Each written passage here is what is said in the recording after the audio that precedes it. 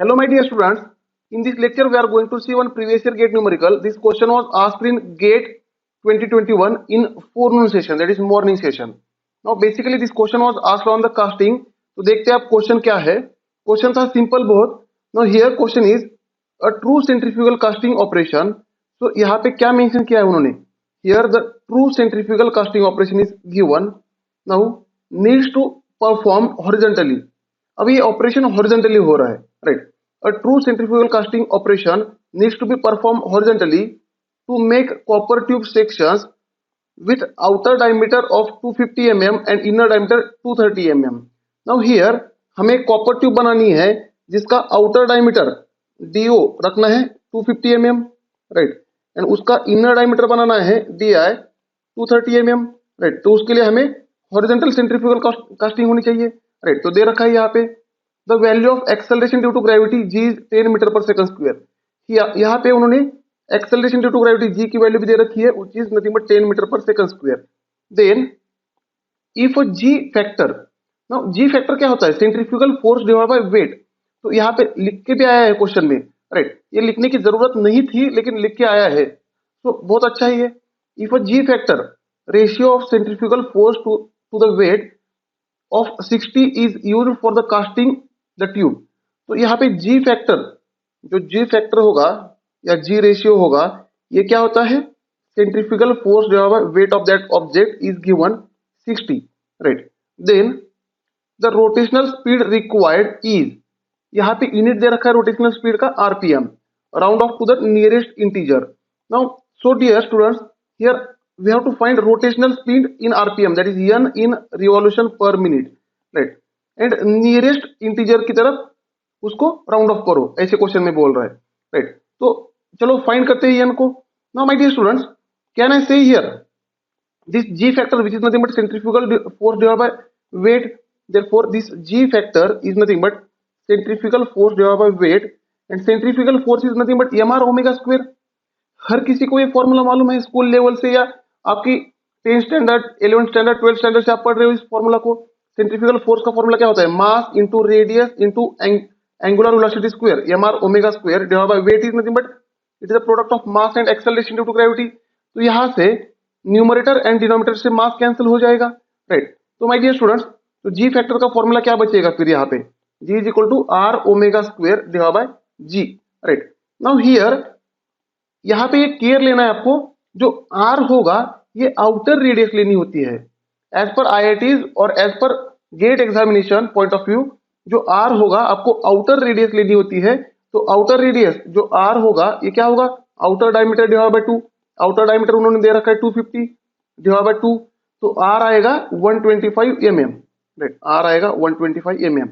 लेकिन बच्चों इस फोर्स में अगर आपको फोर्स कैलकुलेशन करना है तो फोर्स कैलकुलेशन में फोर्स न्यूटन होता है ना, तो उस न्यूटन में जो डिस्टेंस होना चाहिए वो मीटर में होना चाहिए. तो यहाँ पे पुट करते समय ये यूनिट बैलेंस करना बहुत जरूरी है. तो आर आपको लेना है 0.125 मीटर. तो आपको यहाँ पे पुट करना है मीटर में, नहीं तो आपका आंसर गलत हो जाएगा.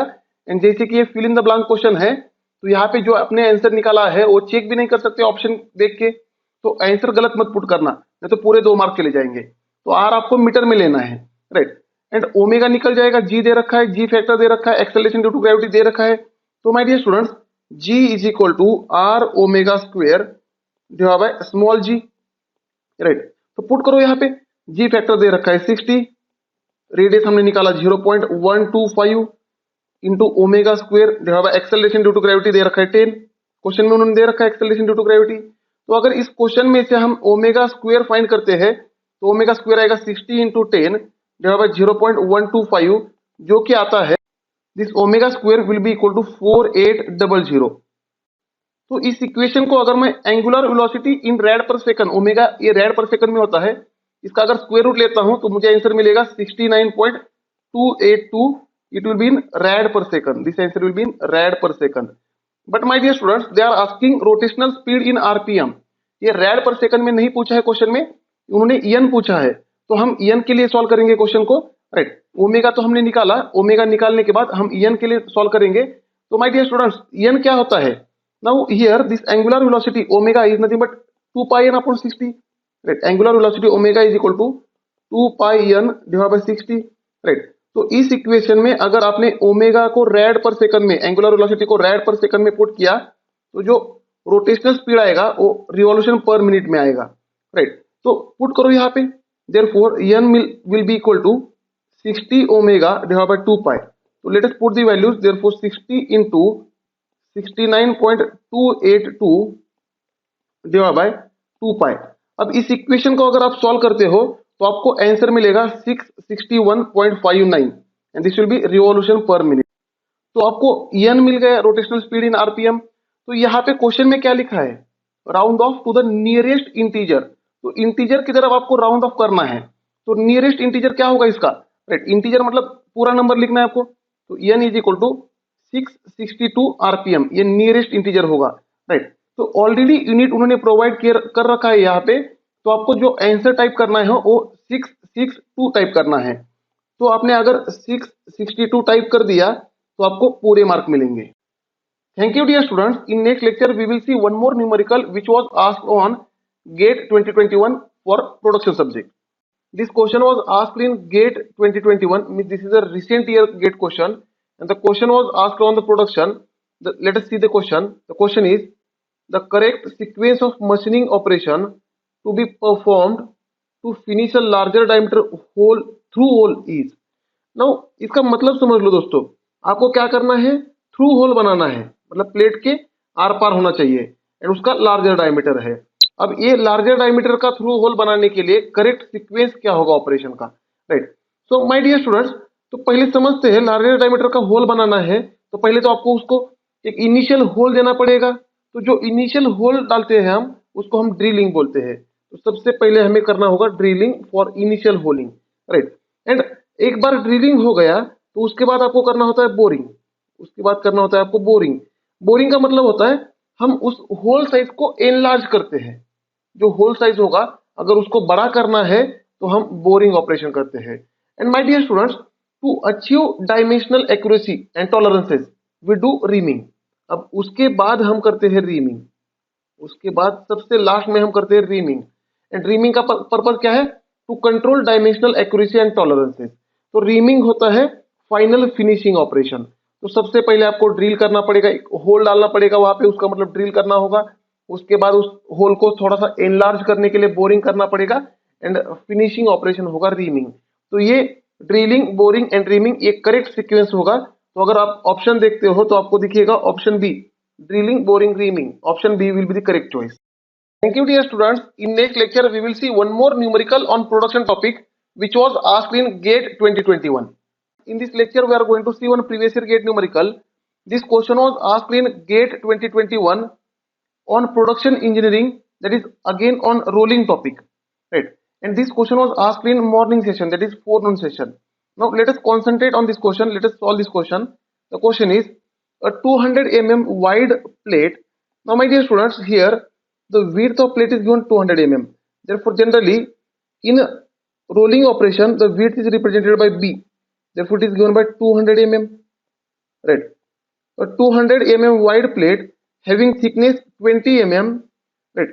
Now यहाँ पे उसकी थिकनेस दे रखी है, तो ये उसकी इनिशियल थिकनेस होगी, थिकनेस 20 mm में, this is the initial thickness. तो दोस्तों इनिशियल थिकनेस लेट अस से I will represent by hi, initial thickness by hi, which is about 20 mm, right. Then is fed through a rolling mill with two roller. तो यहाँ पे rolling mill है, उसके अंदर इस प्लेट को डाल दिया। अब शायद इसकी थिकनेस कम करनी होगी, देखते हैं क्वेश्चन की तरफ। The radius of each roller is 300 mm. Now here the radius of roller is also given. तो रोलर की रेडियस को हम r से रिप्रेजेंट करते हैं, उसकी वैल्यू दे रखी है 300 mm, r is equal to 300 mm, right. After that the plate thickness is to be reduced to 18 mm. अब प्लेट थिकनेस थी पहले 20 mm, अब उसको बनाना है 18 mm। अब उसको कंप्रेस करना है प्लेट थिकनेस को, राइट। तो पहले hi थी, अब ho, right. Here hf, let us say final plate thickness hf will be equal to, हमें 18 mm बनाना है, right, in one pass using a roller speed of 50 rpm। अब एक ही पास में जिस रोलर की speed n is equal to 50 rpm होगी, उसकी मदद से हमें यहाँ पे आरपीएम होगा 50 रिवॉल्यूशन पर मिनट, राइट। ना उसकी मदद से हमें जो थिकनेस थी पहले 20 mm, अब उसको करना है 18 mm, right. Then the strength coefficient K of the work material flow curve is 300 MPa। तो दोस्तों यहाँ पे आपको स्ट्रेंथ कोएफिशिएंट दे रखा है, स्ट्रेंथ कोएफिशिएंट को हम के से रिप्रेजेंट करते हैं जिसका यूनिट होता है mega pascal. 300 mega pascal is given, therefore here we can write the strength coefficient K is equal to 300 mega pascal, right. After that and the strain hardening exponent n is 0.2. The strain hardening exponent is represented by small n which is given as 0.2. यहाँ पे उन्होंने उसकी value दे रखी है। Then the coefficient of friction between the roller and the plate is 0.1. तो plate and roller के बीच का फ्रिक्शन भी दे रखा है। इसका सिग्निफिकेंस है दोस्तों, अगर फ्रिक्शन दे रखा है तो जो फोर्स होगा तो उसका फॉर्मूला फ्रिक्शन की हिसाब से लिखना पड़ेगा। देखते हैं हम आगे। कोएफिशिएंट ऑफ फ्रिक्शन दे रखा है 0.1। If the friction is sufficient to permit the rolling operation, अब यही फ्रिक्शन सफिशिएंट है रोलिंग करने के लिए, मतलब 20 mm थिकनेस से 18 mm तक जाने के लिए। Is sufficient to permit the rolling operation, then the roller force will be in kilo newton, round off to the nearest integer, right. अब तो उस केस में रोलिंग फोर्स F कितना होना चाहिए, किलो न्यूटन में, राइट। तो दोस्तों हमने इस तरह के क्वेश्चन हमने देखे हैं। तो रोलिंग फोर्स क्या होता है? The rolling force, to find rolling force we have formula. This rolling force is equal to, we have 2 by root 3, the formula is 2 by root 3 into B into under root of R into delta H। अब सबका significance बताऊंगा, formula recall करने की कोशिश करो। into sigma not average, right, into 1 plus mu under root of R delta H divided by here HI plus HF. This was the formula to find the here formula था हमारा rolling force निकालने का, in rolling operation to find the force, this was the formula. इस formula से answer आता था Newton में। तो दोस्तों इस फॉर्मूला में बी क्या होता है? बी विड्थ होता है, विड्थ ऑफ प्लेट जो कि गिवन है। R is radius of roller, again जो कि गिवन है। Delta H, here delta H मतलब चेंज इन थिकनेस, पहले थिकनेस 20 mm था, अब 18 mm बना, मतलब 2 mm से चेंज हुआ ना, तो कितना कंप्रेस किया हमने, वो होता है डेल्टा एच। यहाँ पे पॉजिटिव वैल्यू लिखनी होती है दोस्तों। जैसे कि ये रूट में है तो रूट में निगेटिव वैल्यू मत लिखना, नहीं तो इमेजिनरी नंबर आ जाएगा, राइट। तो यहाँ पे डेल्टा एच मतलब बड़ी वैल्यू मैंने छोटी वैल्यू करनी होती है हमें, तो यहाँ पे 20 - 18 करना होगा जो कि 2 आएगा, इंटू सिग्मा नॉट एवरेज, इसको हम बोलते हैं एवरेज फ्लो स्ट्रेस, राइट। उसके बाद mu is coefficient of friction between roller and the plate, R is roller radius, delta H again अभी समझाया मैंने थिकनेस का difference, H I is initial thickness, H F is final thickness. अब इस formula में सारी वैल्यूज पुट कर दोगे तो आंसर न्यूटन में चला आएगा, लेकिन उन्होंने किलो न्यूटन में पूछा है, तो इससे जो आंसर आएगा उसको आपको 1000 से डिवाइड करना पड़ेगा। ये बेसिक आइडिया आपके पास होगी, right. Now my dear students, इसमें सारी वैल्यू दे रखी है, अगर आप देखते हो ठीक से तो सारी वैल्यू दे रखी है, सिर्फ sigma not average is not given, average flow stress is not given. तो अपने पास एक एवरेज फ्लो स्ट्रेस निकालने का भी फॉर्मूला है। तो एवरेज फ्लो स्ट्रेस, इसको हम बोलते हैं average flow stress, which is nothing but this formula is given as strength coefficient K into true strain power n, true strain है ईटी का मतलब true strain power n divide by 1 plus n, divided by 1 plus n. This is a formula to find average flow stress, right? अब n का मतलब क्या है?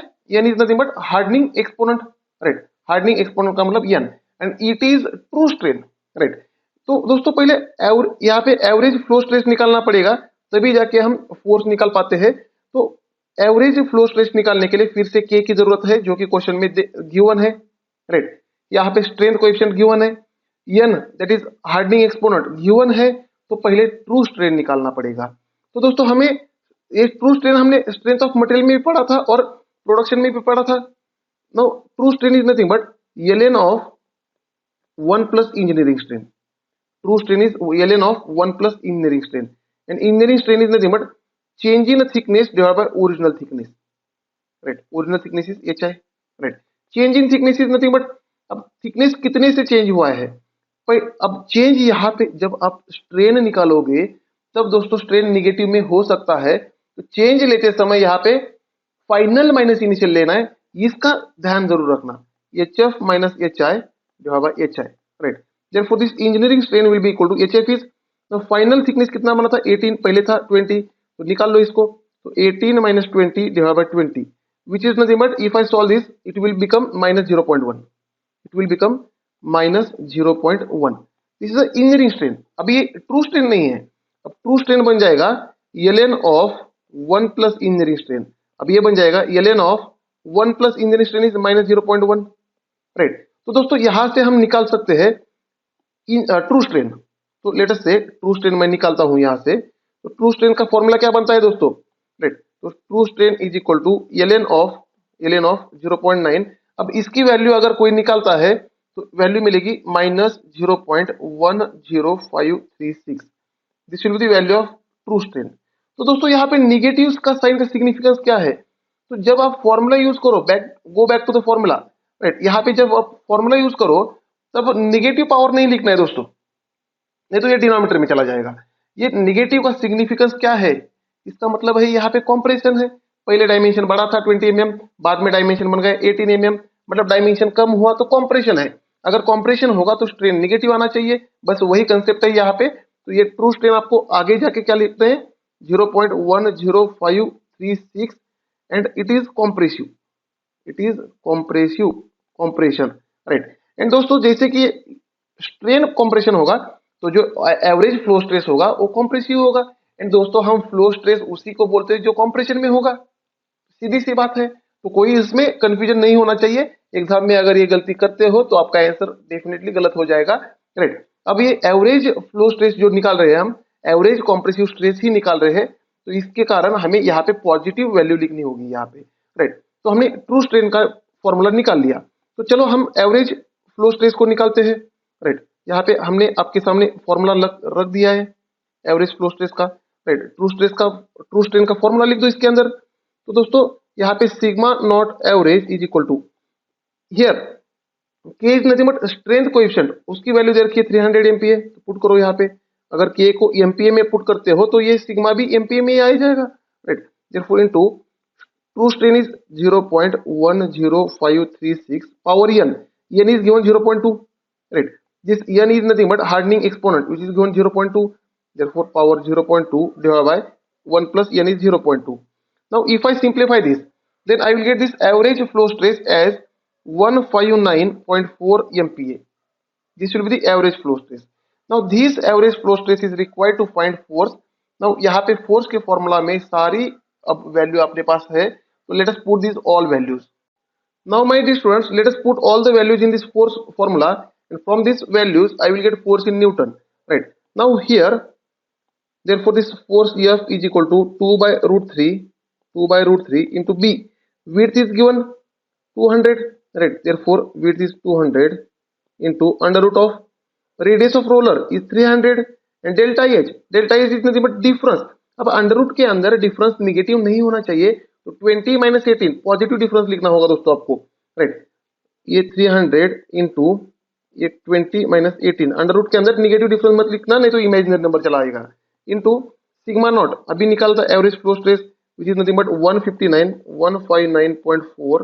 Right, into 1 plus mu, coefficient of friction is given 0.1 into under root of, अभी R लिखा था 300 into delta H अभी लिखा था, जैसे कि अंडर रूट के अंदर है तो इसको 20 माइनस 18 लिखना है, पॉजिटिव वैल्यू लिखनी है. तो 20 minus 18, right, whole divide by initial thickness was 20, final thickness is 18.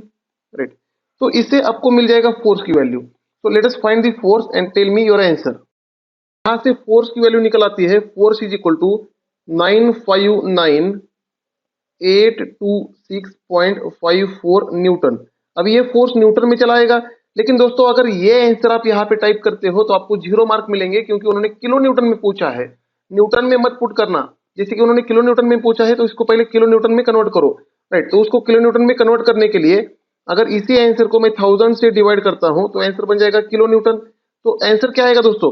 Force is equal to 959.826 kilo newton. This will be your answer. अब ब्रैकेट में उन्होंने लिखा है round off to the nearest integer. अब इसका नियरेस्ट इंटीजर क्या होगा? तो नियरेस्ट इंटीजर होगा 960 kilo Newton. Therefore here in this bracket you have to type, in this fill in the blanks you have to type 960 for getting full marks. My dear students, इस analysis को करने के लिए मैंने जो reference book use किया है वो कल्पक जैन है. जो कि सबसे अच्छा रेफरेंस बुक है फॉर प्रोडक्शन इंजीनियरिंग। लेकिन डियर स्टूडेंट्स, जो आईआईटी ने आंसर की दी है वो कॉन्ट्रास्ट दी है। मतलब यहाँ पे जो मैंने आंसर बताया यही आंसर होना चाहिए और इंडिया की सारी फैकल्टी यही आंसर क्लेम कर रही है।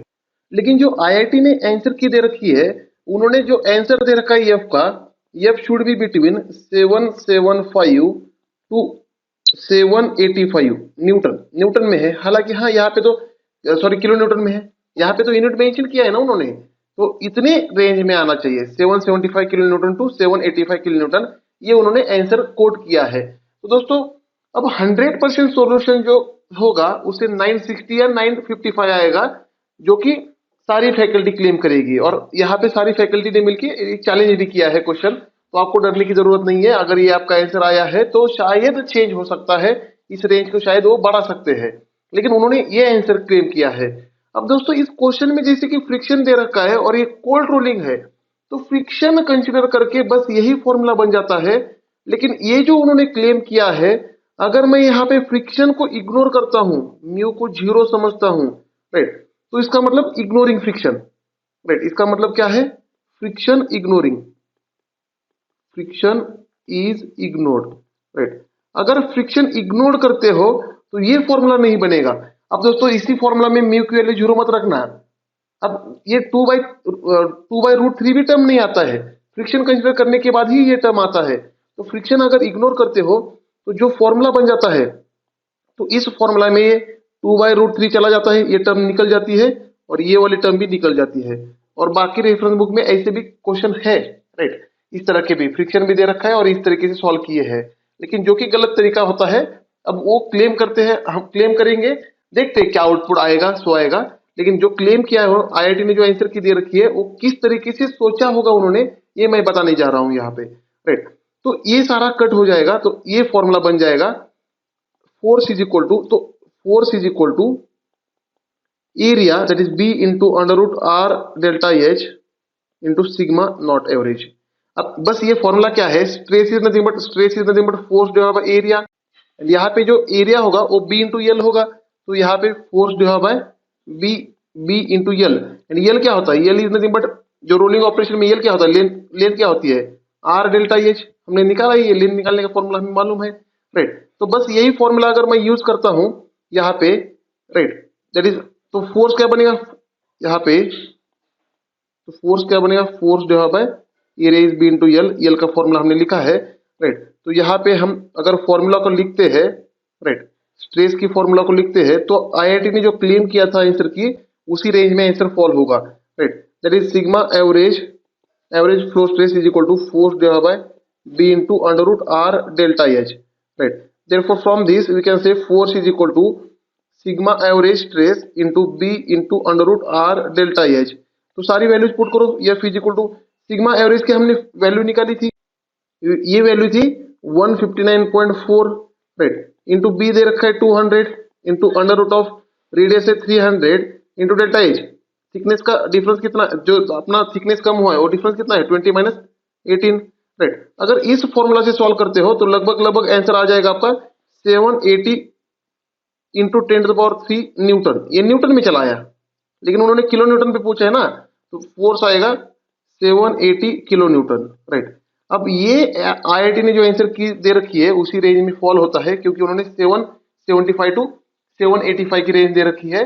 लेकिन दोस्तों इस तरीके से क्वेश्चन को मत समझो जैसे कि फ्रिक्शन दे रखा है तो आपको फ्रिक्शन कंसिडर करना होगा, एंड आपका आंसर जो आएगा 960 आएगा। अब देखते हैं क्लेम करने के बाद उसका रिजल्ट क्या आएगा। Thank you dear students. In next lecture we will see one more numerical on production subject which was asked in GATE 2021. In this lecture we are going to see one question from the production engineering, and this question was asked in GATE 2021. Means this is the latest question. इसी साल ये question आया था, जो आया था metal cutting पे। अब ये क्वेश्चन बहुत ही अच्छी क्वालिटी का क्वेश्चन है माय डियर स्टूडेंट्स, बिकॉज बहुत सारे इंस्टीट्यूट के फैकल्टी बोलते हैं कि इस क्वेश्चन का आंसर नहीं आता, तो ये क्वेश्चन गलत था, डाटा मिसिंग था, या कोई गलत कोड करता है आंसर को। तो इसका इसी क्वेश्चन का आंसर आता है दोस्तों। तो बहुत सारे स्टूडेंट्स इस होप में भी थे कि ये क्वेश्चन कैंसिल हो जाएगा, अगर मैंने अटेम्प्ट किया तो मुझे मार्क मिल जाएंगे, लेकिन ऐसा कुछ होने नहीं वाला, हुआ भी नहीं है। इसका डेफिनेट आंसर आएगा। तो क्वेश्चन को सॉल्व करते हैं चलो। Now question is an orthogonal cutting operation is perform using single point cutting tool. Now यहाँ पे single point cutting tool is given, single point cutting tool is given, then with rake angle 12 degree. तो rake angle को हम represent करते हैं alpha से, तो उन्होंने alpha rake angle is given 12 degree, right. उसके बाद on a leg during turning the cutting force and friction force R. तो cutting force F C is given 1000, यहाँ पे डाटा दे रखा है, कटिंग फोर्स 1000 दे रखा है एंड फ्रिक्शन फोर्स 600 दे रखा है। तो हम जब भी रिप्रेजेंट करते थे तो कटिंग मर्चेंट सर्कल में कटिंग फोर्स को एफ सी से रिप्रेजेंट करते थे जो कि है 1000, एंड फ्रिक्शन फोर्स को एफ से रिप्रेजेंट करते थे जो दे रखा है यहाँ पे 600 Newton. After that if the chip thickness and uncut chip thickness during the turning are, अब पहले दे रखा है chip thickness, राइट, पहले उन्होंने बोल दिया है chip thickness, तो chip thickness की वैल्यू है 1.5 mm, उसके बाद है अनकट chip thickness, उसकी वैल्यू है 0.75। तो दोस्तों हम अनकट chip thickness को लिखते थे T1, अनकट chip thickness है 0.75 mm, right, and chip thickness को हम लिखते थे T2, तो उसकी वैल्यू है 1.5 mm, राइट। तो chip thick uncut chip thickness and chip thickness is given here। उसके बाद let us understand the question, then the shear force is dash dash newton round off to the 2 decimal places। तो यहाँ पे आपको question में पूछ रहा है what is the shear force, what will be the shear force। तो दोस्तों shear force के लिए सॉल्व करते हैं।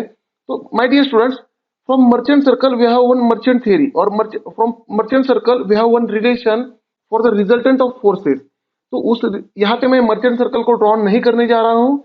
आई hope that you are able to remember this formula और you are able to recall this formula. अगर नहीं आता है तो जाओ मर्चेंट सर्कल देखो, क्योंकि सबसे ज्यादा इंपॉर्टेंट टॉपिक है ये भाई, ये मेटल कटिंग में, तो ये आना ही चाहिए आपको।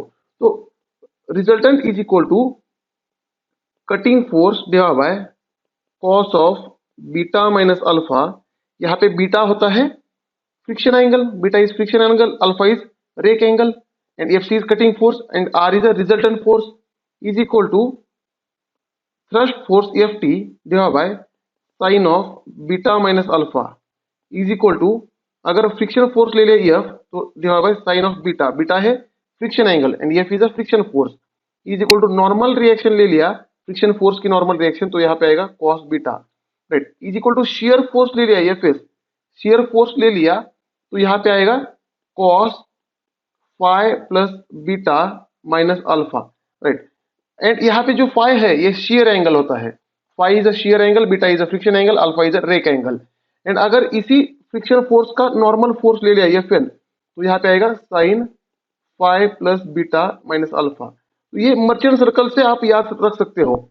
अब ये रिलेशन आपको याद होना ही चाहिए, this is called force relation as per Merchant circle, right. तो दोस्तों यहाँ पे आपको दिया क्या क्या है, कटिंग फोर्स दे रखा है, अल्फा दे रखा है, बीटा नहीं है, फ्रिक्शन फोर्स दे रखा है, बीटा नहीं है, एंड ये शियर फोर्स निकालने का पूछा है उन्होंने, राइट। तो दोस्तों शियर फोर्स निकालना है तो आपको यहाँ पे फाई की वैल्यू निकालनी पड़ेगी, बीटा की वैल्यू निकालनी पड़ेगी, अल्फा तो दे रखा है। तो चलो सॉल्व करते हैं, इस इक्वेशन को हम बाद में यूज करेंगे, तो उस क्वेश्चन को सॉल्व करते हैं। तो दोस्तों चिप थिकनेस रेशियो क्या था, R is nothing but chip thickness ratio which is nothing but thickness of uncut chip divided by thickness of cut chip, T1 divided by T2, ये uncut chip divided by cut chip, right. Thickness of cut chip ये नीचे होगा, uncut chip ऊपर होगा, right. तो यहाँ पे is equal to T1 क्या है 0.75 डिवाइड बाय T2 है 1.5, जिससे कि ये आ जाएगा 0.5, चिप थिकनेस रेशियो इज 0.5।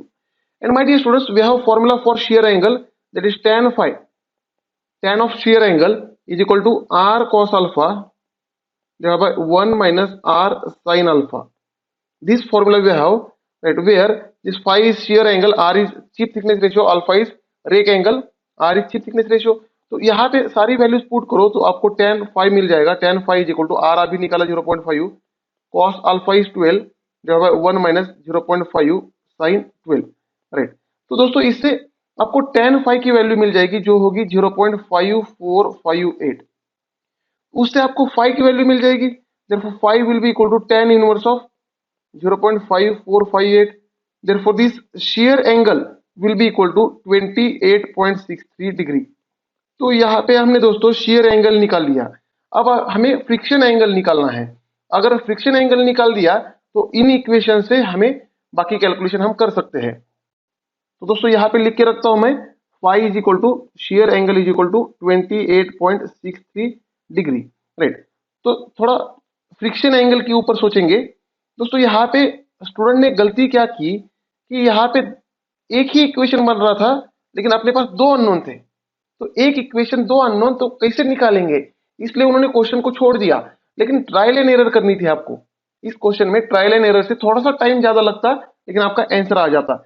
तो देखो यहाँ पे रिजल्टेंट निकालने के लिए, अगर रिजल्टेंट निकालने के लिए मैं पहला इक्वेशन फ्रिक्शन फोर्स का इक्वेशन इक्वेट करता हूं तो क्या आएगा, therefore resultant will be equal to F C divide by cos beta minus alpha which is equal to F divide by sine beta, right.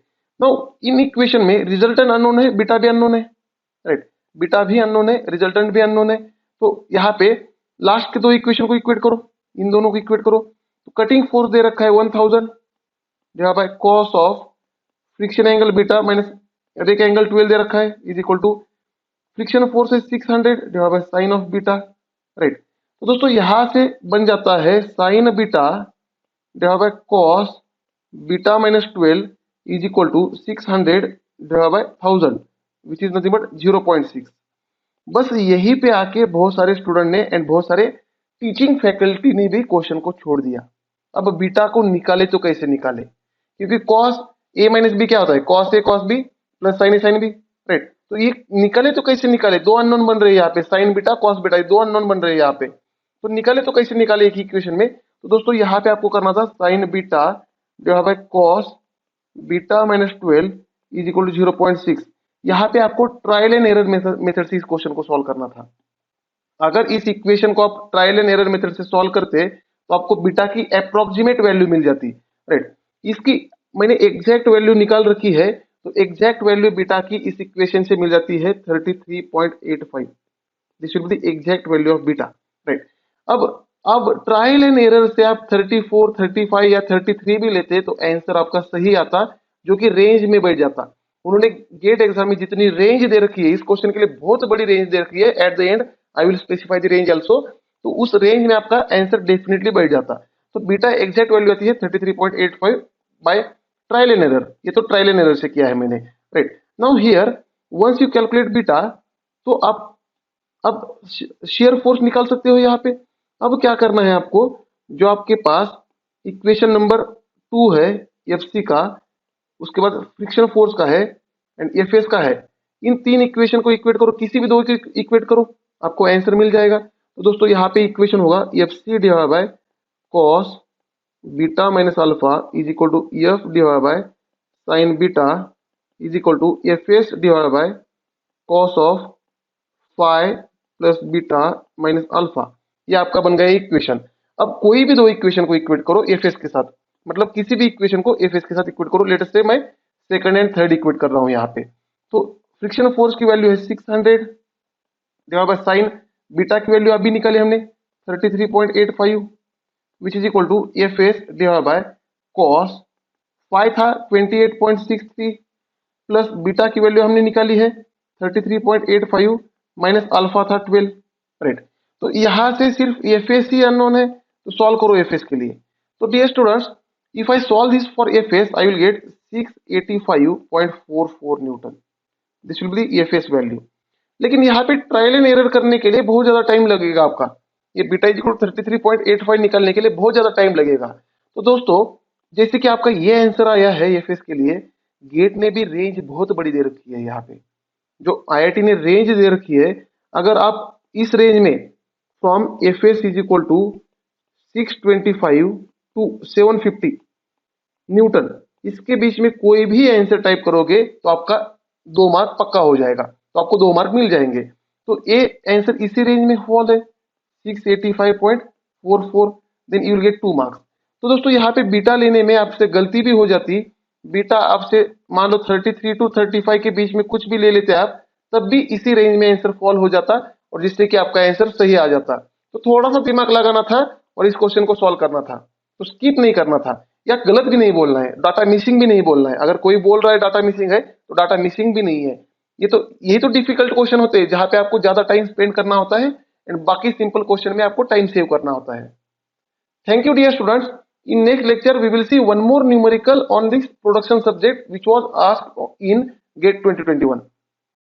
In this lecture we are going to see one previous year GATE numerical. ये question आया था GATE 2021 on production topic, right. Production में grinding operation पे आया था 2 mark के लिए question. ये मॉर्निंग सेशन में था, फोरनून सेशन में था। तो क्वेश्चन की तरफ चलते हैं। In a grinding operation of metal, तो ऑपरेशन कौन सा दे रखा है? ग्राइंडिंग ऑपरेशन है। In a grinding operation of metal specific energy consumption is 15 joule per mm cube. तो यहाँ पे स्पेसिफिक एनर्जी कंजम्पशन, लेट से उसको मैं ई से रिप्रेजेंट करता हूँ, तो उन्होंने दे रखा है 15 joule per mm cube. Therefore let us say here E which is nothing but specific energy consumption, right, or also called specific cutting energy, इसको हमने दे रखा है 15 joule per mm cube, right. उसके बाद if the grinding wheel with a diameter of 200 mm, तो यहाँ पे wheel का डायमीटर दे रखा है, diameter of wheel is 200 mm, राइट। If the grinding wheel with a diameter of 200 mm is rotating at 300 rpm, तो रिवॉल्यूशन पर मिनट, इसका मतलब क्या होता है? ये स्पीड दे रखा है कि नहीं? RPM 3000 RPM, it is a 3000 RPM, right. To obtain material removal rate of 6000 mm cube per minute, तो यहाँ पे मटेरियल रिमोल रेट भी दे रखा है उन्होंने, right. Material removal rate of कितना है? 6000 mm cube per minute, mm cube per minute, ये उन्होंने दे रखा है material removal rate. The tangential force on the wheel dash dash in newton, तो उसके बाद क्वेश्चन है, तो उस व्हील पे टेंजेंशियल फोर्स इन न्यूटन कितना होगा, राइट। ये क्वेश्चन है और उन्होंने पूछा है round off to decimal places, तो 2 डेसिमल प्लेसेस तक आपको आंसर को आपके राउंड ऑफ करना है। तो let us solve this question. Now my dear students, यहाँ पे आपको specific cutting energy, that is specific energy consumption दे रखा है, जिसका unit newton joule per mm cube है, राइट। डायमीटर दे रखा है, स्पीड दे रखी है, मटेरियल रिमोल रेट दे रखा है, राइट। तो अपने पास एक फॉर्मूला होता था जिससे कि हम इस स्पेसिफिक कटिंग एनर्जी को या स्पेसिफिक एनर्जी कंजम्पशन को निकालते थे, विच is nothing but specific energy consumption is nothing but tangential force into velocity divided by material removal rate. ये हमने ग्राइंडिंग में फॉर्मूला देखा था, तो इस फॉर्मूला के बेस से हम इस क्वेश्चन को सॉल्व करेंगे। लेकिन माय डियर स्टूडेंट्स, प्रोडक्शन के क्वेश्चन हालांकि सिंपल होते हैं, लेकिन यहाँ पे आपको यूनिट की तरफ बहुत अच्छे से ध्यान देखना होगा, right. Unit balance is very much important. Now my dear students, the unit of this specific energy consumption is given joule per mm cube, means this specific energy consumption is nothing but joule per mm cube. Now my dear students, joule is nothing but newton meter, joule is nothing but newton meter per mm cube, ये unit, ये per mm cube sorry, तो ये इसका unit दे रखा है, right. Generally the force we are calculating in newton, here they have mentioned the force in newton, therefore यहाँ पे फोर्स का यूनिट न्यूटन लिख लिया मैंने। Again velocity, velocity we have in let us say meter per second, क्योंकि यहाँ पे in numerator Newton metre है कि नहीं, तो वेलोसिटी मेरे दोस्तों आपको मीटर पर सेकंड में लेनी होगी, तो आपको वेलोसिटी को निकालना है मीटर पर सेकंड में, राइट। अब ऊपर न्यूटन मीटर तो आ गया, लेकिन नीचे सेकंड एक्स्ट्रा आ चुका है। अब नीचे आपको mm क्यूब चाहिए, तो मटेरियल रिमोल रेट, जो मटेरियल रिमोल रेट दे रखा है वो होना चाहिए mm क्यूब पर सेकंड। यहाँ पे जैसे सेकंड कैंसिल करना था, तो आपका material removal rate mm cube पर सेकंड में होना चाहिए, तो जिससे कि सेकंड सेकंड कैंसिल करे, वेलोसिटी मीटर पर सेकंड में होनी चाहिए। तो ये यूनिट बैलेंस आपको देखना है, जिससे कि यहाँ पे आपका न्यूटन मीटर बन जाएगा जूल, राइट। उसके बाद सेकंड से सेकंड कट जाएगा और नीचे रह जाएगा mm cube, joule per mm cube, right. So my dear students, here from this I got one basic idea that if we use this specific energy in joule per mm cube, then force will come in newton, then we have to use velocity in meter per second, and this material remole rate we have to use in mm cube per second. But my dear students, in this given data, the material remole rate is given in mm cube per minute, so let us convert this material remole rate in mm cube per second. Therefore material remole rate is nothing but 6000, but this unit is nothing but meter mm cube divided by minute. Now if I divide this 60 with 60, then the unit will become mm cube per second, right. Therefore my dear students, here material remole rate is given 100, which is nothing but mm cube per second, right. Now here I will write this material remole rate we got 100 mm cube per second, and the same material rate we have to use in the calculation. Now EFT we have to calculate, energy is given, energy is 15 joule per mm cube. So my dear students, to calculate this EFT, first of all we have to find velocity. So let us find this velocity. Right here, I will proceed to find this velocity. Now my dear students, velocity is nothing but, as here diameter is given, as here for wheel diameter of wheel is given, and along with diameter the rpm is given, the speed is given. Therefore my dear students, the velocity in meter per second is nothing but, we can say, pi d n upon 60. This is a basic formula of velocity. Therefore if I want to find this velocity in meter per second, then my dear students, this diameter must be in meter. We have to use this diameter in meter, and this speed we have to use in revolution per minute, and to convert this minute into second only we have divided with 60, right? Therefore whatever the answer from this formula we will get in meter per second, and for this case diameter must be in meter and the speed will be in revolution per minute. Therefore my dear students, here we can use diameter is nothing but 200 mm, which we can say 0.2 meter, right? And rpm is given 3000 rpm. Therefore v is equal to pi dn upon 60. Let us put the other values. Therefore pi, diameter is 0.2, n is nothing but 3000 divided by 60, right? Now my dear students, if I simplify for velocity, then I will get velocity is equal to, this velocity will be 31.416 meter per second, right? Now once you calculate this velocity, now my dear students, we have velocity, we have material removal rate, we have the specific energy consumption in required units. So we can calculate here EFT. So my dear students, let us concentrate on here EFT. Now let us say from this formula, that is specific energy consumption is equal to EFT into V divided by material removal rate. Now this tangential force we can say is equal to the specific energy consumption, which is also called specific cutting energy, into material removal rate divided by velocity. So let us put the values. Therefore this tangential force is equal to, the energy is given 15 into material removal rate is 100 divided by velocity we have calculated 31.416. Now if I simplify for this, then answer for this question will be equal to 47.746 Newton. This will be the answer. Now if you go back to the question, now what they are asking in the question, now the tangential force on the wheel in Newton, round off to the 2 decimal places. तो 2 decimal places तक आपको round of करना है. तो दोस्तों यहाँ पे 47.75 लिख सकते हैं. यहाँ पे जैसे कि यहाँ पे 6 है, तो यहाँ पे आपको पुट करना है न्यूटन में 47.75. This will be your result, that is 47.75. This will be your answer. Thank you dear students. In next lecture we will see one more numerical on production subject which was asked in GATE 2021. In this lecture we are going to see one previous year GATE numerical. This question was asked on production subject, that is on resistance spot welding, and this question was asked in GATE 2021 in forenoon session, that is in morning paper. Now let us understand this question. The question is, the resistance spot welding of two 1.55 mm thick metal sheets. यहाँ पे उन्होंने क्या दे रखा है, thickness of metal sheet दे रखी है. तो अपने पास दो मेटल शीट है जिनकी थिकनेस दे रखी है 1.55. तो उनकी 1.55 mm थिकनेस है. तो उन दो शीट को आपको कनेक्ट करना है रेजिस्टेंस स्पॉट वेल्डिंग से. उसके बाद thick metal sheet is performed using welding current of. Now is performed means किसकी मदद से हम कर रहे हैं, with welding current of 10,000 ampere for 0.25 second. तो हमने इनपुट क्या दे दिया यहाँ पे, करंट आई दे दिया, current that is 10,000 ampere current input दे दिया. कितने टाइम के लिए, तो 0.25 सेकंड के लिए, राइट. इतना करंट इनपुट दे दिया. Now the contact resistance at the interface of the metal sheet is 0.0001 ohm. तो वहां पे जो हमने इनपुट करंट दे दिया, वहां पे जो कॉन्टैक्टिंग रेजिस्टेंस होगा वो दे रखा है 0.0001 ohm. Now after that the volume of weld nugget formed after welding is 70 mm cube.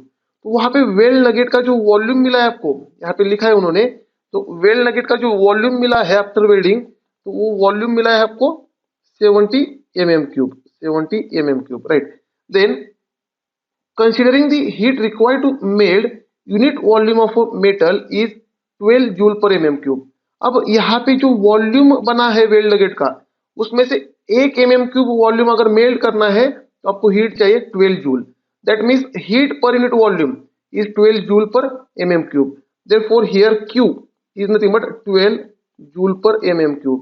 इसका मतलब क्या होता है, अगर आपको 1 mm क्यूब, सॉरी यहाँ पे यूनिट होगा mm क्यूब, यहाँ पे आपको 1 mm क्यूब का वॉल्यूम मेल्ट करना है तो आपको 12 जूल की हीट इनपुट देनी या 12 जूल की हीट रिक्वायर्ड है, राइट, ये इसका मीनिंग है ना। उसके बाद the thermal efficiency of welding process in percentage is round off to 1 decimal place. तो उन्होंने थर्मल इफिशियंसी पूछा है, efficiency in percentage and 1 decimal place तक आपको आपके आंसर को राउंड ऑफ करना है। तो इसको सॉल्व करते हैं। तो दोस्तों आपके पास जो वॉल्यूम बना है, इस वॉल्यूम को आपको मेल्ट करना है एंड इस वॉल्यूम को मेल्ट करने के लिए आपको हीट कितनी चाहिए, 12 जूल पर एमएम क्यूब। इसका मतलब आपका आउटपुट क्या है, इस वॉल्यूम को मेल्ट करना, यह आपका आउटपुट है। तो my dear students, heat output, can I say heat output, अगर इस जूल पर एमएम क्यूब को मैं एमएम क्यूब से मल्टीप्लाई करता हूं तो मुझे मिलेगा जूल। तो जो आपका हीट आउटपुट रिक्वायरमेंट है आपकी, वो होगा Q into V, which is nothing but 12 into 70। अगर आपने ये कैलकुलेट कर लिया तो आपको मिलेगा 840 जूल, राइट। इतनी आपको हीट आउटपुट में चाहिए इस वॉल्यूम को मेल्ट करने के लिए, राइट। अब इस वॉल्यूम को मेल्ट करने के लिए आपने इनपुट क्या दिया दोस्तों, इनपुट दिया आपने करंट। ये जो करंट है 10,000 एम्पियर का for 0.25 second with resistance of 0.001, इतना करंट दे दिया इनपुट। तो इस करंट के कारण माय डियर स्टूडेंट्स, जो आपका इनपुट हीट होगा, जो आपने इनपुट हीट दे दी, वो क्या होगी, करंट के हिसाब से हमारा फॉर्मूला क्या है, आई स्क्वायर आर टी। ये होती है हीट, ये तो हमें सबको मालूम है as per electrical engineering. Therefore heat input will be I square R T if it is a current. तो इसको इनपुट करंट को निकालो, तो 10,000 का स्क्वायर इंटू रजिस्टेंस है 0.0001 इंटू कितने टाइम के लिए, 0.25 सेकंड के लिए, राइट। तो जो आपका हीट इनपुट मिलता है इससे, जो आपने करंट इनपुट दे दिया, वो आपको मिलेगा 2500 जूल, राइट। ये अगर आपने आई का फॉर्मूला एम्पियर में रखा, टाइम सेकंड में रखा, रजिस्टेंस ओम में रखा, तो आपको जो आंसर मिलेगा वो जूल में मिलेगा, राइट। आपने हीट आउटपुट कितना चाहिए वो निकाला, हीट इनपुट कितना दिया वो निकाला। तो माय डियर स्टूडेंट्स, हमेशा इफिशियंसी किसी भी सिस्टम की क्या होती है, इफिशियंसी हमेशा आउटपुट डिवाइड बाय इनपुट होती है कि नहीं। Therefore efficiency is always output divide by input. तो आपका आउटपुट है heat output divide by input is heat input, right. तो यहाँ पे वैल्यूज पुट करो, हीट आउटपुट है आपकी 840, सॉरी आपकी हीट आउटपुट है 840 डिवाइड बाय हीट इनपुट थी आपकी 2500। तो अगर ये फ्रैक्शन निकालता हूं तो मुझे मिलेगा 0.336। लेकिन माय डियर स्टूडेंट्स, उन्होंने परसेंटेज में पूछा है, यहाँ पे क्वेश्चन में जब पूछा गया है तो उन्होंने क्वेश्चन का answer in percentage, they are asking in percentage. तो माय डियर स्टूडेंट्स, परसेंटेज कैसे निकालते हैं, किसी भी आंसर को अगर 100 से मल्टीप्लाई करते हो तो उसका परसेंटेज मिल जाएगा। तो इसका परसेंटेज क्या आएगा, 33.6%, right. So my dear students, in this fill in the blanks, if you type 33.3% then you will get full marks. तो जैसे कि यहाँ पे ऑलरेडी परसेंटेज लिख के आया है, तो आपको यहाँ पे टाइप करना होता है 33.6 for getting full 2 marks. Thank you, my dear students. In next lecture, we will see one more numerical on production topic, which was asked in GATE 2021. In this lecture, we are going to see one previous year GATE numerical. This question was asked in GATE 2021 on machine tool. That is, this is one of the topic from production engineering. Therefore, I can say this question is from production engineering, and the question was asked for only 1 mark because this is a straightforward theoretical question. Now, the question is, in a modern CNC machine tool, the backlash has been eliminated by. Now here उन्होंने 4 option दे रखे हैं। तो किसी भी machine tool में, modern CNC machine tool हो या कोई भी अदर हो, तो बैकलैश एलिमिनेट करने के लिए क्या यूज करते हैं। तो सीएनसी मशीन टूल में दोस्तों बैकलैश एलिमिनेट करने के लिए बॉल स्क्रू यूज करते हैं हम, बॉल स्क्रू, राइट। ये डायरेक्ट थियोरेटिकल क्वेश्चन है, आपको रिमेंबर करना है इस क्वेश्चन को, राइट। तो backlash has been eliminated by using ball screw. तो let us say rack and pinion, तो ऑप्शन ए गलत होगा। Option C slider crank mechanism, गलत होगा। Option D rack and pinion, गलत होगा। Option B preloaded ball screw. So my dear students, here option B will be the correct choice. तो इस question का आंसर होगा option B. If you select any other option you will get negative marking. जैसे कि ये 1 mark का question है तो -1/3 नेगेटिव मार्किंग है। तो आपके 0.33 मार्क्स कम हो जाएंगे फाइनल रिजल्ट में से। अगर आपने ऑप्शन बी को टिक किया तो आपको पूरा 1 मार्क मिलेगा, क्योंकि ये एमसीक्यू टाइप क्वेश्चन है, मल्टीपल चॉइस क्वेश्चन है। Thank you dear students. अगले लेक्चर में हम और एक क्वेश्चन देखेंगे प्रोडक्शन इंजीनियरिंग में जो आया था गेट 2021 में। In this lecture, we are going to see one previous year GATE numerical. This question was asked in GATE 2021. Means this is the latest year GATE question. And basically, this question was asked on production engineering and on surface roughness topic. Now, my dear students, अब question को थोड़ा सा समझते हैं। Question बहुत simple है। Now here, consider the surface roughness profile as shown in figure. यहाँ पे आपको surface roughness प्रोफाइल दे रखा है। y एक्सिस पे उन्होंने दे रखा है surface roughness height in micrometer and यहाँ पे लेंथ है, राइट, लेंथ पैरामीटर दे रखा है। Now question is the center line average roughness R A in micrometer. Center line से हमें एवरेज लेना है। Now center line average surface roughness R A in micrometer of the measured length L is. For this complete measured length L what will be R A, right, center line average in micrometer, ये हमें निकालना है। तो यहाँ पे जैसे कि ये मल्टीपल चॉइस क्वेश्चन है, तो इस क्वेश्चन के लिए आपको करेक्ट चॉइस को टिक करना है एंड इस प्रकार के क्वेश्चन को निगेटिव मार्किंग होता है। तो समझते हैं इस क्वेश्चन को।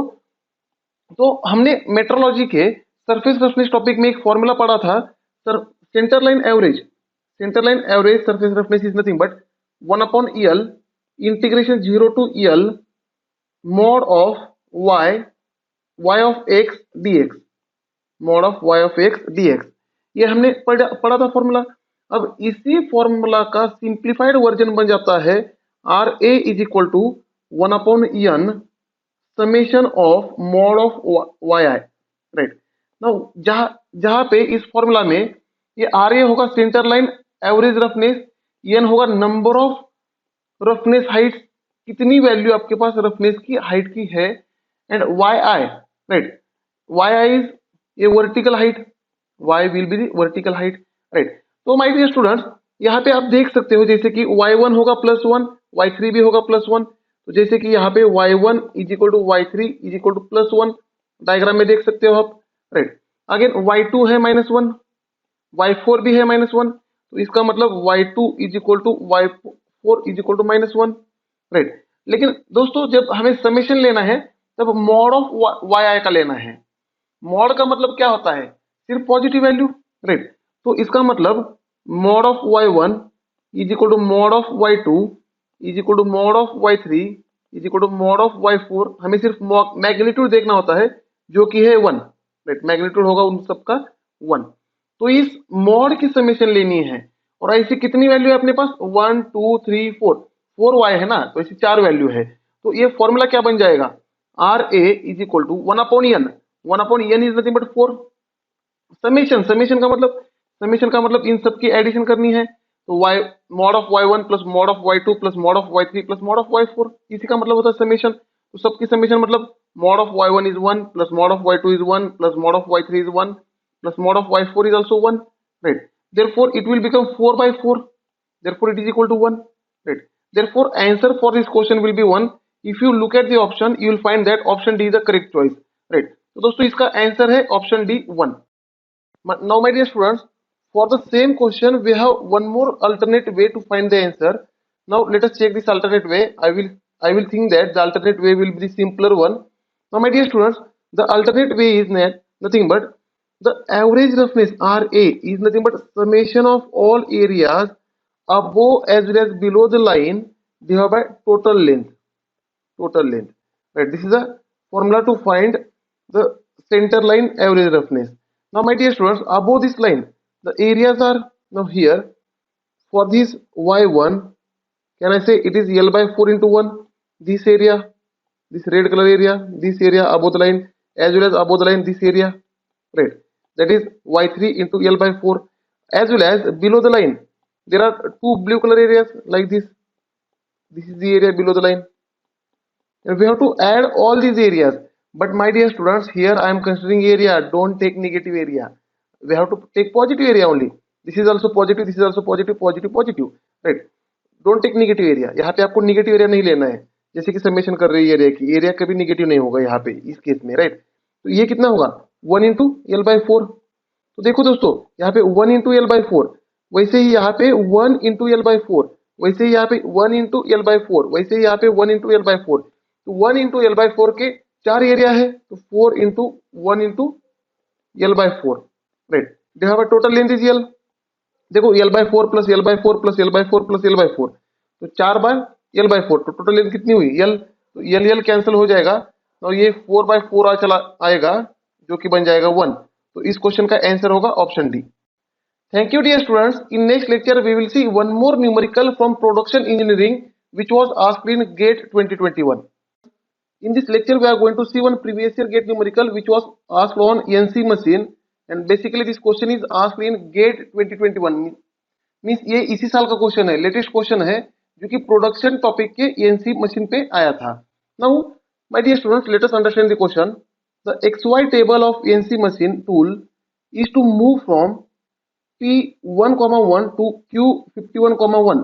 तो देखो आपके पास एक XY टेबल है, तो यहाँ पे मैं XY टेबल ले रहा हूँ, लेट से Y axis and X axis. तो हमने ये XY टेबल ले लिया। तो ये XY टेबल कहाँ से कहाँ मूव कर रहा है, पहले P11 पे था, राइट। तो P पहले मार्क करेंगे, ये 1, ये 1, Y कोऑर्डिनेट 1, X कोऑर्डिनेट 1, तो पॉइंट P हमने मार्क किया, राइट। ये पॉइंट P11 पे था, राइट। पहला होता है X कोऑर्डिनेट, दूसरा होता है Y कोऑर्डिनेट। तो बाद में चला गया Q पे 51,1 पे, राइट। मतलब उसका Y का जो Q का कोऑर्डिनेट है वो X कोऑर्डिनेट 51 है एंड Y कोऑर्डिनेट फिर से 1 ही है, राइट।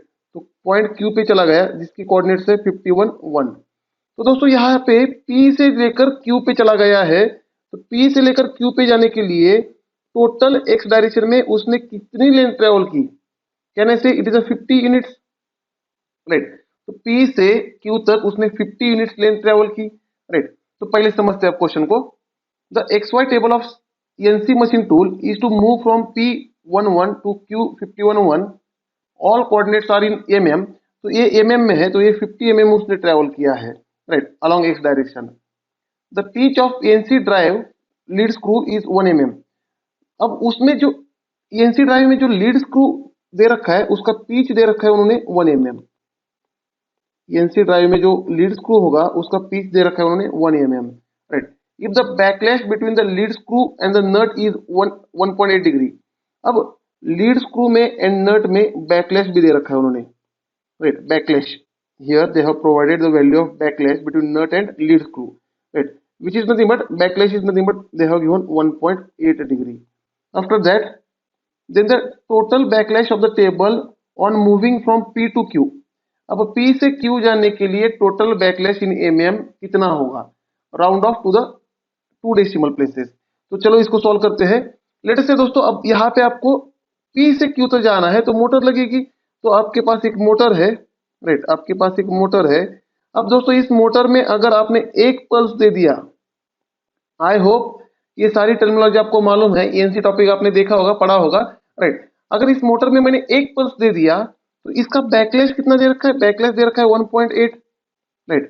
तो मतलब इसका मतलब क्या होता है, एक पल्स दे दिया तो ये कितना रोटेट करेगा, right. Rotation in one pulse will be 1.8 degree divide by 360 degree, 1.8 degree divide by 360 degree. इसका मतलब क्या है, वन पल्स इस मोटर को दे दिया तो बैकलैश 1.8 दे रखा है, इसका मतलब है तो एक पल्स में 1.8 डिवाइड बाय 360 डिग्री रोटेट करेगा।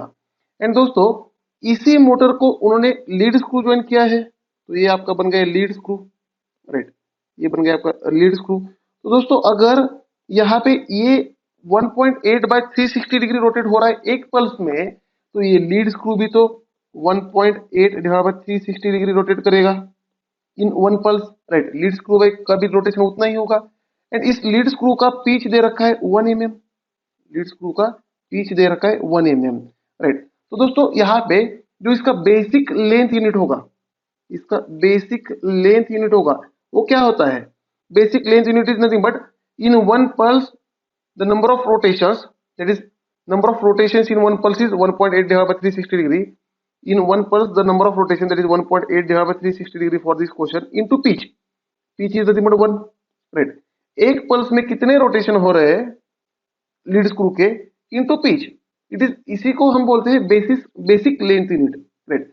तो बेसिक लेंथ यूनिट अगर आप निकालते हो तो ये कितना आएगा 1.8 डिवाइड बाय 360 डिग्री। अगर इसको सिंप्लीफाई करते हो तो बेसिक लेंथ यूनिट मिल जाएगा आपका 0.005 mm। This will be your basic length unit, right. तो दोस्तों यहाँ पे एक रोटेशन में इतना बेसिक लेंथ यूनिट मिल रहा है आपको, राइट, पिच के हिसाब से। तो दोस्तों यहाँ पे 50 mm ट्रेवल करने के लिए बैकलैश कितना होगा?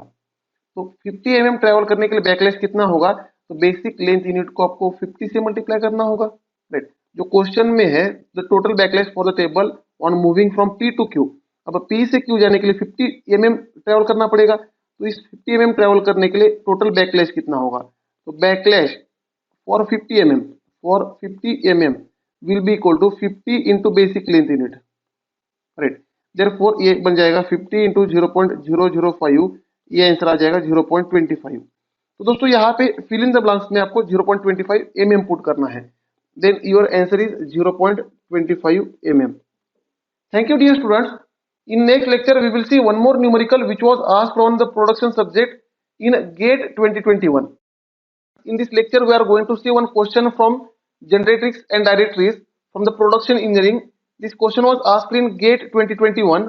Now, let us understand this question. Here, in a machining operation, if the cutting tool traces the workpiece such that the directrix is perpendicular to the plane of generatrix, यहाँ पे double छपा है ये, तो plane of double छपा है, right, उसको delete कर दो, right. Now such that directrix is perpendicular to the plane of generatrix as shown in figure, the surface generated is. तो पहले जनरेट्रिक्स एंड डायरेक्ट्रिक्स क्या है समझ लो, बहुत सिंपल सा कंसेप्ट है। जनरेट्रिक्स का मतलब एंड डायरेक्ट्रिक्स का मतलब, माय डियर स्टूडेंट्स, जो लेट अस से आपके पास ड्रिल बिट है, तो ड्रिल बिट क्या होता है? जब कट करना होता है मटेरियल तो गोल गोल घूमता है, तो सर्कुलर मोशन का मतलब होता है उसके जनरेट्रिक्स। एंड उसके साथ हम कटिंग टूल को फीड भी तो देते हैं ना, तो फीड का मोशन होता है डायरेक्ट्रिक्स, राइट। तो दोस्तों जब भी अपने पास while doing drilling, let us say drilling का ही एग्जांपल समझ लो, ये ड्रिलिंग का ही ऑपरेशन है। ड्रिलिंग के केस में ड्रिलिंग करते समय आपका कटिंग मोशन होगा, एक आपका कटिंग मोशन होगा, राइट, जिस मोशन के दौरान कट होगा, एक्चुअल मटेरियल कट होगा। अब ये होता है सर्कुलर, कटिंग मोशन होता है सर्कुलर, राइट। उसके बाद आपका फीड मोशन भी होगा, ड्रिल बिट के लिए आपका फीड मोशन भी होगा, जिससे कि नीचे नीचे चला जाए ड्रिल बिट, राइट। ये होता है एक्सियल, ये होता है एक्सियल फीड मोशन, राइट। तो कटिंग मोशन होता है सर्कुलर, ऐसे गोल गोल घूमता है ड्रिल बिट। अब ये गोल गोल घूमते समय जो मटेरियल कट करता है उसी को हम बोलते हैं जनरेट्रिक्स, राइट जी। एंड फीड मोशन, अब मटेरियल कट करते समय हमें टूल को नीचे नीचे भी लेके जाना होता है ऐसे, राइट। अब इस नीचे के डायरेक्शन को हम बोलते हैं डायरेक्ट्रिक्स, डी, राइट। तो दोस्तों जो सरफेस जनरेट होगा, तो यही से देख लो, अब ये जनरेट्रिक्स उन्होंने गोल दे रखा है, राइट। अब ये गोल सरफेस को ही आगे लेके जाना है, ऐसे इस गोल सरफेस को ही आगे लेके जाना है, फीड देना है। तो जो सरफेस बन रहा है सिलेंडर बन रहा है कि नहीं दोस्तों? तो इसका आंसर होगा B, option B, that is cylindrical, right. थोड़ा सा 3D में भी समझ लो, अगर 3D में समझना है, अगर 2D में समझ में नहीं आ रहा है आपको, लेट से एक 3D ऑब्जेक्ट लेता हूं जिसमें मुझे एक्चुअल में ड्रिल करना है, राइट। लेट से ऐसे कुछ मैंने एक 3D ऑब्जेक्ट ले लिया जिसमें मुझे एक्चुअल कंडीशन में ड्रिल करना है, राइट। अब यहाँ पे हम क्या करेंगे, ऊपर से ड्रिल करेंगे। अब ड्रिल करना है तो इसका सर्कुलर क्रॉस सेक्शन होगा, राइट। अब ये जो ड्रिल बिट गोल गोल घूमेगा, ये ड्रिल बिट का डायरेक्शन है, गोल गोल घूम रहा है ड्रिल बिट, तो ये बन गया आपका जनरेट्रिक्स, यहाँ पे स्पेलिंग लिखा है, right. And my dear students, सिर्फ उस टूल को गोल गोल घुमाने से काम नहीं चलेगा, सिर्फ सर्कुलर मोशन देने से काम नहीं चलेगा, उसको नीचे नीचे भी लेके जाना पड़ेगा ना, उसी डायरेक्शन को हम बोलते हैं फीड। मतलब ये जो गोल गोल घूम रहा है, सर्कुलर मोशन कर रहा है, ये हो गया आपका कटिंग मोशन। एंड जो नीचे नीचे लेके जाओगे आप टूल को, नीचे प्रेस करोगे ना, तभी तो नीचे नीचे का मटेरियल कट होगा। अब उस मोशन को हम बोलते हैं फीड। तो इसी सर्कल को नीचे नीचे भी लेके जाना होता है आपको, राइट। तो नीचे भी ऐसे ही एक सर्कल बनेगा, बराबर है कि नहीं? तो ये शेप कौन सा बना, एक सिलेंडर का शेप बना कि नहीं दोस्तों? एक सिलेंडर का शेप है, तो इससे जो प्रोफाइल कट होगा, surface generated is cylindrical. Therefore for this question option B is the correct choice. Thank you dear students.